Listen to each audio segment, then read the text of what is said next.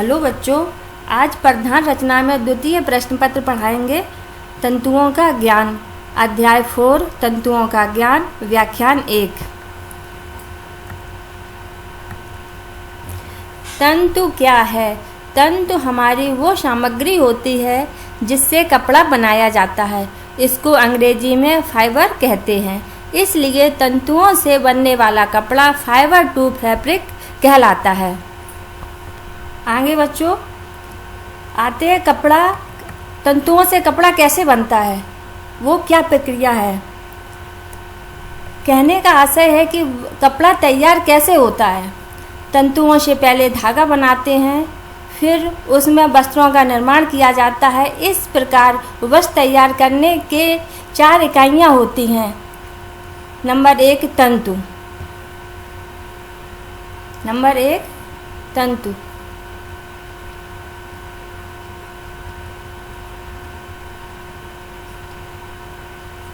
यह छोटी इकाई होती है। इससे धागा तैयार किया जाता है। तंतु की लंबाई 1 इंच से 30 इंच तक होती है। नंबर 2 धागा।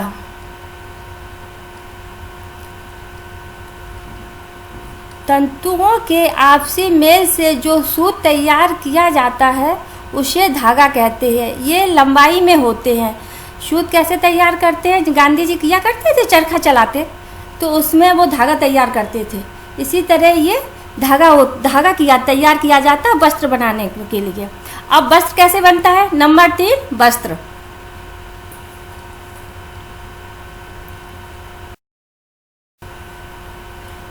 नंबर 3 क्या है बच्चों? वस्त्र। सूत से वस्त्र तैयार किए जाते हैं। सूत के ताने बाने के सहयोग से कपड़ा बनाया जाता है। ताने को लंबाई में कहते हैं ना, और बाना को चौड़ाई में कहते हैं। तो धागे की जो बिनाव होता है ना, ताने बाने से जो बिनते हैं उसी से वस्त्र तैयार होता है। अब वस्त्र की करेंगे सज्जा।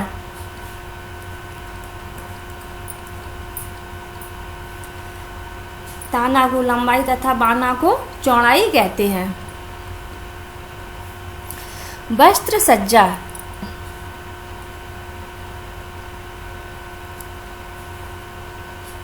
वस्त्रों को जो सजावट की जाती है रंगाई से और कढ़ाई से, इसी को वस्त्र सज्जा कहते हैं।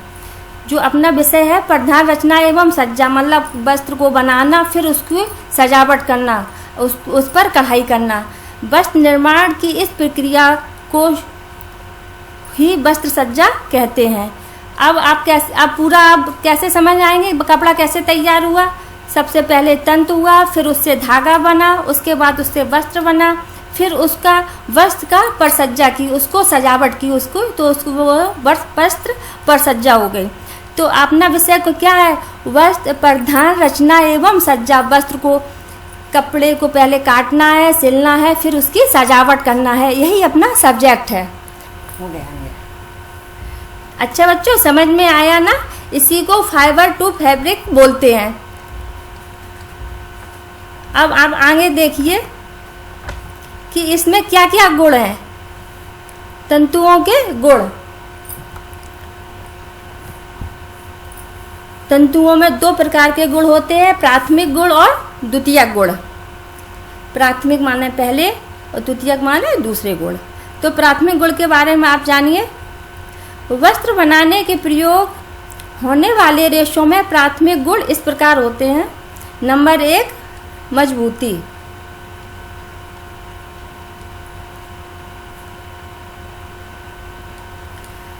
वस्त्र बनाने वाले रेशों में पर्याप्त मजबूती हो। जब रेशे मजबूत होंगे तो वस्त्र भी मजबूत और टिकाऊ बनेंगे। यह जल्दी फटेंगे नहीं। यानी कि रेशे जब मजबूत होंगे ना तो आपका कपड़ा भी मजबूत रहेगा। जब मजबूत कपड़ा रहेगा तो वो आप और उसको अच्छे से यूज करेंगे और दिनों तक आपका वो कपड़ा चलेगा। आप नंबर 2 देखिए बच्चों। पहले ही आपका मजबूती हो गया आ, अब आया आपका बा। संतोषजनक लंबाई। संतोषजनक लंबाई।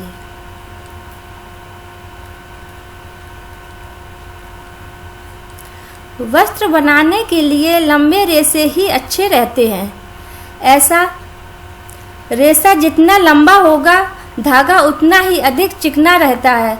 उत्तम वस्त्र लंबे रेशे से ही तैयार किए जाते हैं, यानी कि लंबे रेशे मजबूत होते हैं, तो रेशों का लंबा होना बहुत ज़रूरी है। अब आप आगे देखिए। सा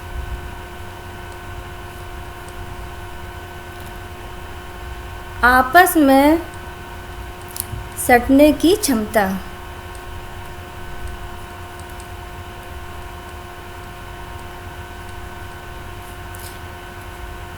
सटने की क्षमता।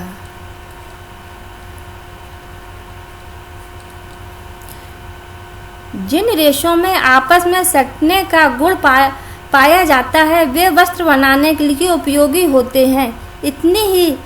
उतनी ही शीघ्रता से इच्छित लंबाई का धागा तैयार होगा, साथ ही उतना ही अधिक उत्पादन बढ़ेगा। मतलब कि जितनी जल्दी वो सटेंगे ना आपके धागे, उतनी ही जल्दी आपका कपड़ा तैयार होगा। लचीलापन। लचीलापन।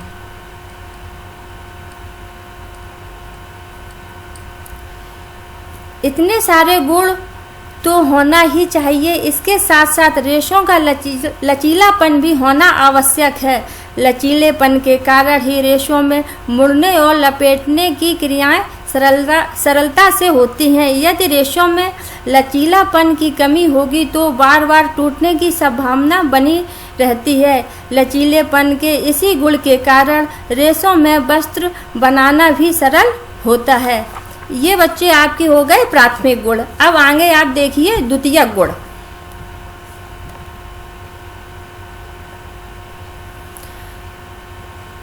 द्वितीयक गुण नंबर आ, अनम्यता। अनम्यता।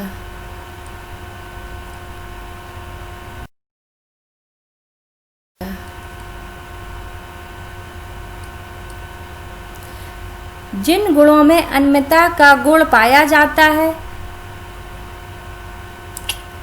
जिन रेशों में अनम्यता का गुण पाया जाता है उन्हें बटना, काटना तथा बुनना सरल होता है।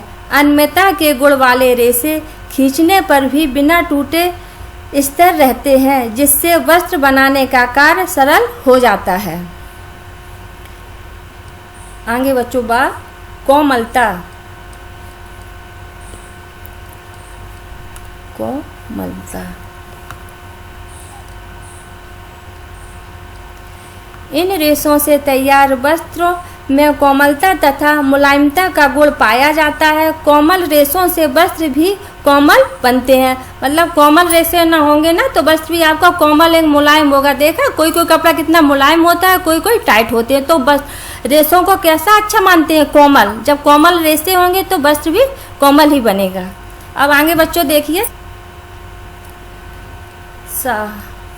चमक तथा कांति।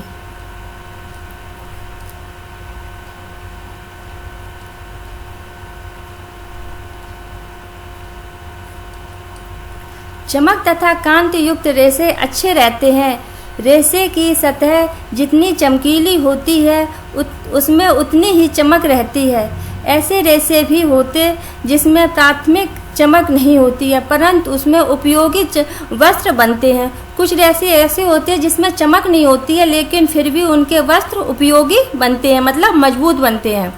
तो चमक और कांति का होना भी रेशों में अति आवश्यक है। अनुकूल प्रतिक्रिया।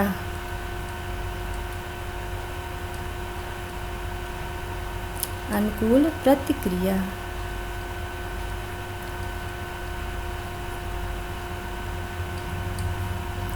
वस्त्रों का प्रयोग जब आप सारे दिन करेंगे तो वस्त्र गंदे भी हो जाएंगे, दाग धब्बे भी लग जाएंगे। इन वस्त्रों को आप जब साबुन से साफ करते हैं तभी तो आपका वस्त्र साफ होता है। इसलिए मतलब वस्त्रों को धोना भी जरूरी है। तो बस रेशे इतने मजबूत हों, कपड़ा इतना अच्छा उनसे तैयार हो जो साबुन के प्रयोग से खराब ना हो। इसी के साथ आपको हमने ये 2 प्रकार के गुण बताए हैं। आपका ये व्याख्यान समाप्त हो रहा। तो अगले व्याख्यान में हम फिर मिलेंगे, जिसमें आपको हम तंतुओं के वर्गीकरण के बारे में बताएंगे।